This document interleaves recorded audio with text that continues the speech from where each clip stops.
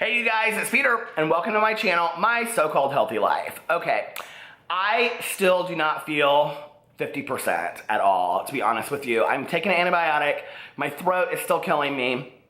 So I stayed exactly the same weight as I did yesterday. I ate a little bit healthier last night. I had some hummus and so some other kinds of stuff, and I didn't eat horrible, but I didn't eat great. So the weight loss thing is just kind of stagnant right now, which is fine. I am like sweaty, cold chills. I am ready to be back to health and back to feeling great again. So happy Friday the 13th. I love spooky days like today.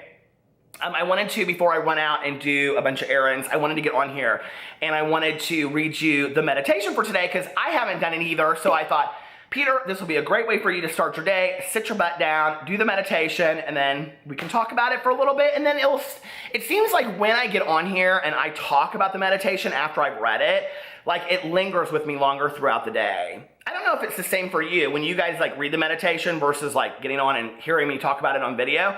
But like I really wish that there was some interactive way that we could talk about it because it really is helpful to me. So today, Friday the 13th, saying it hot. D.H. Lawrence. Be still when you have nothing to say. When genuine passion moves you, say what you've got to say and say it hot. When people speak with true passion, we know it, we can feel it. We're drawn to them, a fact that good politicians understand. And when people sit quietly rather than making meaningless chit-chat, their passion becomes even more apparent when they finally do express it. When I have something to say, I will say it with strength and passion. Oh my God, I so agree with this, right?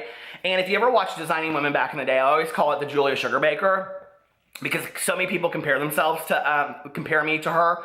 And they'll say, oh my God, Peter, the Julia Sugarbaker is coming out in you. If you guys didn't watch that back in the day, it was like, do you guys remember the episode when she's in the bathroom with Marjorie and the Marjorie girl's putting down Delta Burke, her sister, and she's like, let me tell you, Marjorie. And she goes that whole thing about how her sister like threw a baton in the air and it was lit on fire, and she goes, and that, Marjorie, was the night the lights went out in Georgia. Do you guys remember that episode? I love that episode, so I'm getting chills even thinking about it. But those moments like that we are so passionate about things, it's like when I always pull strength from movies and television. Like I think a lot about like Erin Brockovich, you know, when Julia Roberts played Erin Brockovich in there, and there's a scene when she's sitting at the table and she's so passionate about helping those people, and those people offer up the amount of money, and she goes, well, how much is your lung worth to you, or your arm, or how about your uterus? Do you guys remember when she says that? If you haven't seen that movie, it's fantastic. And it's people like that stand up for what they truly, truly believe in, right? That their voice is heard. And I think that that's important. And I think it's important always for us to stand up for what we believe in and what matters to us. And that's why I try to do that on all of my channels. I try to say legit what I really, feel. Because I think passion in our language is one of the most important aspects of how we talk to one another. But we have to be willing to listen to somebody else's passion too, because if we're all of us just shouting and screaming, the lights went out, and then we're never listening to anybody else, right? And your passion is just as important as mine. So anyway, I love you guys, and I hope I feel better tomorrow, and I will talk to you then. Bye.